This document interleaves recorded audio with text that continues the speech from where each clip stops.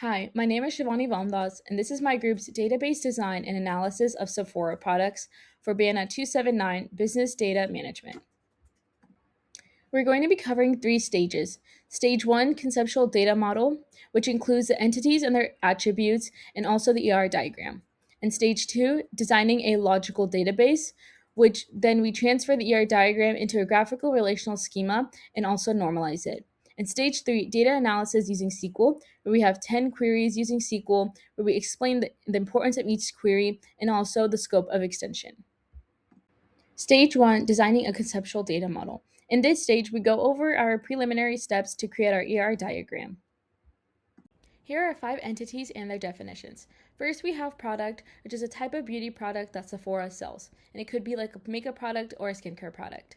Variation is a variation parameter of the product, such as size or color. Category is a classification of the product, such as makeup, skincare, or fragrance. Then we have price, which is the retail price associated with each product. And then we have feedback, which is the average rating, score, and popularity of each product. Our metadata shows the relationships between some of the entities. For example, product and variation. Each product may have one or more variations, and each variation is associated with one or more products. For product category, product belongs to exactly one category, and category belongs to one or more products. Product price, each product may have one or more price, and each price may have one or more products. Product feedback, each product may have zero or more feedbacks, and each feedback is associated with exactly one product. These are our 4 business rules. Rule 1 is that customers have to have an account to leave a review, a rating, or add a product to their loves. Rule 2 is that a product has to have a non sale retail price. Rule 3, a product has to have a primary category.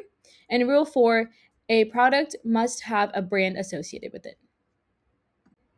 Our ER diagram shows how the main table product is connected with the feedback and the category table, and how it's connected to variation and price table through associative entities.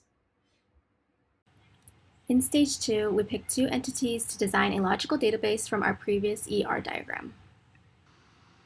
On this slide, we show the 2 main entities we choose from our ER diagram, product and category.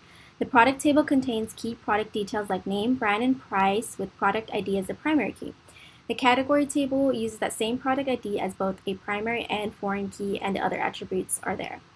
As you can see, they share product ID as a primary key. From those 2 entities, here's our as-is graphical relational schema. In the product table, we have a transitive dependency of brand ID and brand name as they depend on each other. In the category table, there are only full dependencies present. Now, from the as-is graphical relational schema, we converted those 2 tables into third normal form. Brand got its own table with product ID as the foreign and primary key, and brand ID as primary key as well. All foreign keys point to the primary key, thus we have a third normal form table with all full dependencies. For stage 3, we utilize SQL to conduct data analysis. For this query, we are wanting to know which products get the best ratings. This query will help Sephora identify which brands perform the best in ratings. This can help Sephora understand strategic marketing/investment techniques for certain brands. The results from the query showed that brands like Dermalogica, Biossance, and Clinique consistently have the highest ratings. This query identifies if review volume impacts rating. Data from this query can help Sephora understand which products that have higher reviews and if they have an impactful rating. Results from this query showcase that more reviews does not suggest higher rating. For this query, it will retrieve data to understand which primary category dominates reviews. This will help Sephora understand which brands are dominating the reviews, suggesting the possibility of targeting those categories more as they are more in demand. The results of this query shows the brands and their primary category. We can see that skincare is dominating it all. Ratings are strong, indicating strong customer demand. In this analysis, we grouped all products by brand and calculated the average rating for each brand to compare overall performance. We also looked at how many products each brand has to better understand and the consistency. The results show that some brands like Aquis, Canopy, and Body Boost have very high average ratings, meaning customers are very satisfied with the products, And larger brands like Clinique and Dior also perform well across many products, showing consistency, while lower ranked brands may need improvement or further review with their products. So for this part, we filtered the data not only to include products marked as limited edition, and then we looked at their ratings and love counts to measure customer interest as well as satisfaction. This helped us understand whether exclusivity is actually appealing to customers. For the results, we found that many limited edition products have high ratings, often close to 5, and strong love counts, especially from brands like Bobbi Brown, Amica, and Dior. This shows us that limited edition items are generally successful, although a few products have high likes but slightly lower ratings, meaning they attract attention but it may not fully meet the expectations for the customers.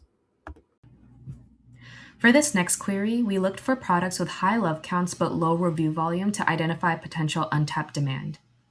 These products show strong customer interest through love counts, but not enough social proof yet through reviews. By promoting them through features like Now Trending or the website homepage placement, Sephora could convert that passive interest into actual purchases and reviews. For this query, we grouped products into low, medium, and high price tiers. We excluded the mini sizes and brushes and tools to keep the comparison meaningful. What we found is that all price tiers have about the same average rating, with mid-price products having the highest by the slightest. High-priced products don't outperform low-priced ones either. At the same time, lower-priced products drive the most engagement in terms of love counts. So overall, a higher price doesn't necessarily mean better performance or higher customer satisfaction.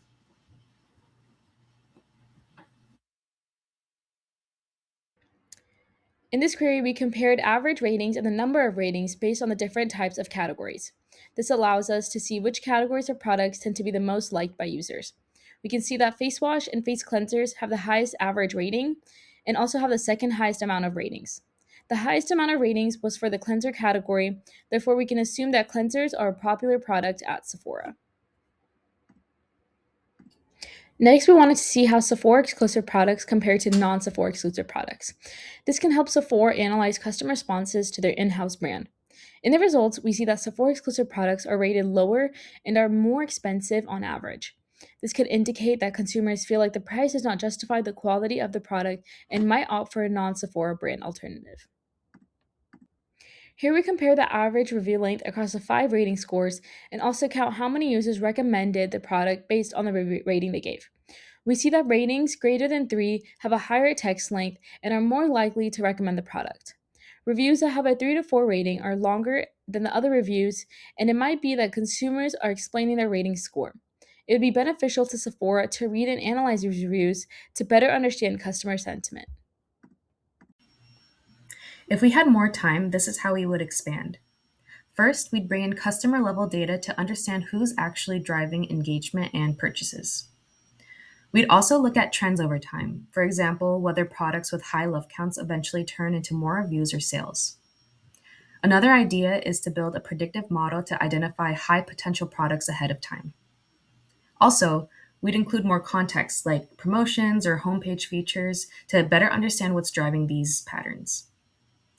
Overall, the goal would be to move from just describing what's happening to actually predicting what will perform well.